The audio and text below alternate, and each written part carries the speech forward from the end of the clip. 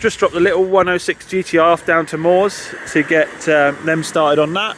Listed all the stuff I want, like the drains clearing on the sunroof, cam belt water pump, oil and filter change, pre-MOT, a welding repair to that thing on the inner arch, and I've also noticed there's a bit of a welding repair in the rear near the wiring loom that he's doing. I'm just picking up the Peugeot, so that'll end up being a big bill on that, but we're going to raffle it off a charity, and hopefully everybody seems very keen on it, so ticket sales might go mad. Here is the Renault Megane that you guys made me buy many moons ago and said save it, and no one can sort out why, even though I was able to drive it away from the garage and drove it down here. After that point it didn't want to start again, and no one can track down what it is, whether it's ECU or whatever. So that's a total washout, that one. We'll decide what we're doing it with later on.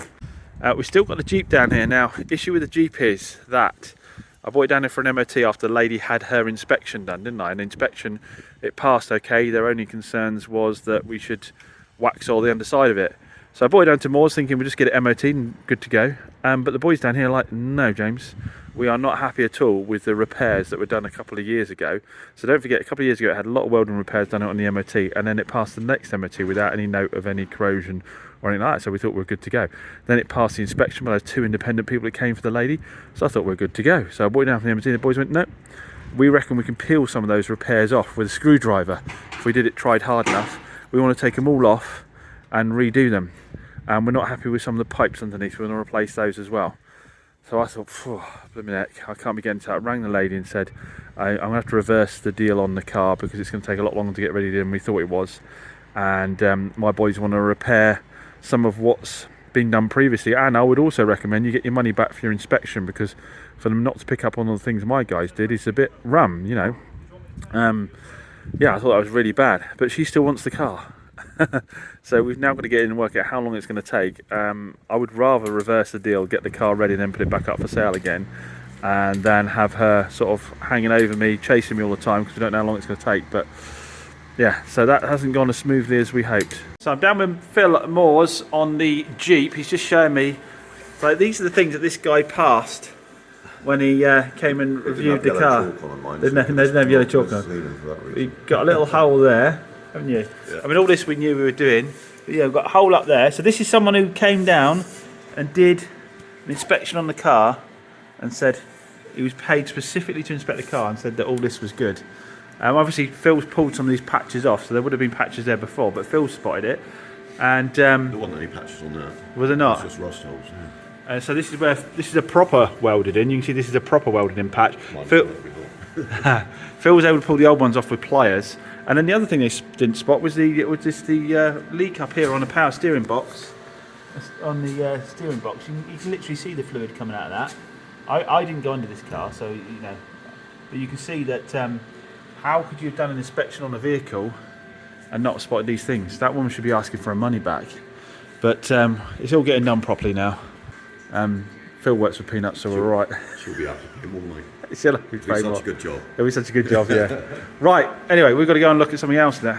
So, I've got Davey from Universal Scuffs with me doing the van. I forgot I'd booked him in, to be perfectly honest. I was due to take this down, I was going to take it down a mount probably, but I had him already booked in from there before Christmas. So he's turned up here like a bad penny to sort out my He's here despite being offered, what was it, a cuddle and a biscuit for Rick, but JRS? From JRS and Honington, yeah. JRS and Honington. Rick from JRS and Honington's been on the phone and tried to nab him from me, offered him a cuddle and a biscuit, apparently. So, yeah. No, Rick, he's got to fix my van first. He has managed to pop the front wing out. You remember it had a dent in the front wing? He's managed to pop it out. And there is a very, very, very minor, you'd almost put down as a car park type ding down there now, which I think we'll just leave that. I think that's good enough to leave. You think it's good enough to leave? Davey's told me it's good enough to leave, so it's good enough for me. So he's just basically concaved the dings in the back here because they were sticking out, so they're now recessed. And he says he's probably going to just paint this whole panel here. Be easier, wouldn't it? And he's just going to sort those out. So I decided to get it all done because it is a nice van. It's in really good nick, and I think that will help. Now, there's a bit of a debate on this one over it's got a wet belt or not. Some of you are telling me it hasn't got a wet belt. The reason I thought it had a wet belt is because I popped the bonnet and the cam cover on the side is plastic, but it's sealed with a sealant all the way around it. So I assumed that meant it was a wet belt set up. So I'll do a bit more research and confirm for sure on that.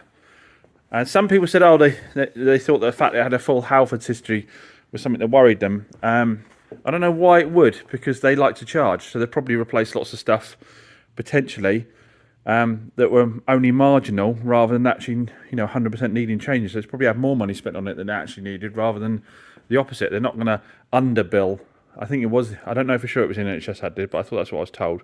So they're unlikely to underbill them, aren't they? They're going to overbill them, if anything, on marginal stuff. So I think I see it as a positive myself. Anyway, we'll let David get on and paint, because it is absolutely freezing.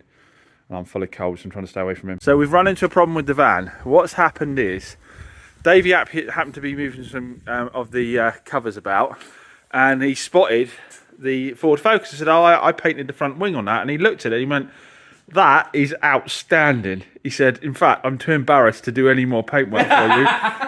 I'm too embarrassed to do any paintwork, because in comparison, it's just going to fall far behind.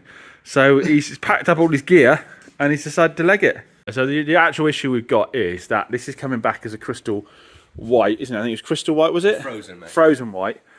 But the paint code for frozen white has lots of different variations with different tints, and because I only want a very small amount of paint made up, the computer won't give Davey a reading for the amount of tint needed to get the right colour. It'd be fine if Davey was going to paint all of the doors and down the sides or something like that. Well, it wouldn't potentially, because he'd still need to try it several times to get the right one. But for the amount we're doing, which is like less than quarter of a litre of paint, the computer's literally giving a 0 reading for all the other tints, and you can see from my finger we've been trying different whites out. So we'll probably just drop this one off to Malcolm. But he has floated the front wing for me, so we'll just drop it down to Malcolm to get these bits done. And then Davey will be coming back soon for something else. And you're going to start a YouTube channel up as well, aren't you, Davey? Yes, I am. Just going to show, because he does all kinds of stuff, because he does like works surfaces, worktops and all that. So we know you like to see all that kind of thing. So yeah, we will just spotted that. I know it's a bit of cloth. I thought I had a crap rear lens in. Yeah, okay, so we've got one step forward with the van, but I'll probably drop that off to Malky now, because he will, you can do it. Davey could do this within his body shop, but he just can't do it mobile for me at the moment. Anywho, let's get on with some. So a little job I've got to get done today is fit a new battery to the Toyota MR2 before our subscriber who won it in the raffle comes to pick it up tomorrow. Got a front tyre sorted, so you've got brand new tyres on the front. So we're going to get the new battery in it, and then I'm going to take it out for about, I'd say 15 minutes or so, make sure everything's all right, come back, check all the fluid levels, because you're driving it back to London. So like I say, he won that in the latest raffle. He won it in the last raffle. The latest raffle, obviously, is the Audi A3 in front. That is now on a raffle at the moment, £2 a ticket. You can choose that or £4,000 cash. That's got fresh MOT on it, freshly serviced, there is word it's had a timing chain done on it as well. That's a 1.2 turbocharged petrol manual 6-speed with a convertible hood. Nice little car. So yeah, once this one is out the way, we will start thinking about what the next one will be, because that one, like I say, will be one at the end of this month. So let's get this battery swapped out. We'll put in a bit of a late one. I've run out of time today. So we're getting the MR2 all cleaned up, ready for pick up tomorrow. Did my test drive. Went really well. I wasn't thinking that I was that bothered about seeing this car go, but having gone for another drive, I'd have to drive another MX-5 Mark 1 back to back against it, or Mark 2, to decide 100%. But honestly, I wasn't expected to love these as much as I did. I thought the MX-5 was definitely the better car, but this thing's brilliant. I mean, considering I don't think it was used since COVID. Obviously, we've done a full service on it. We've done an advisory-free MOT. And I've driven it around quite a bit now. It just is Toyota, isn't it? Gets up and runs exactly as you expect it to. The engine pulls really, really well. It handles well. It's a lot of fun.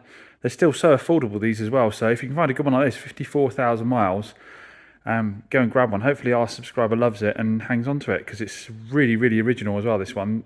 So it was, the reason it's got old manky number plates still on it is because they're the original supply and dealer number plates from 2005.